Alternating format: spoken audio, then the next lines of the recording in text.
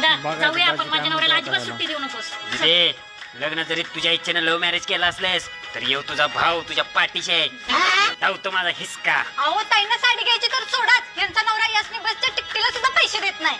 एवढं तुझा छेळ लावलाय काय? चल आता चल चल तू ये.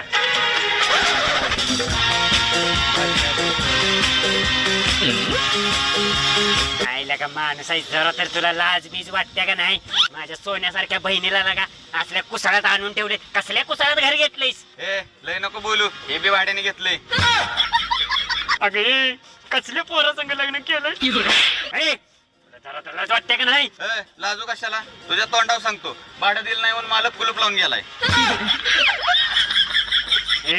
लगा तुझ्याकडे घर नाही, गाडी नाही, पैसा नाही, माझ्या बहिणीला तसं सांगायचं होतस तू.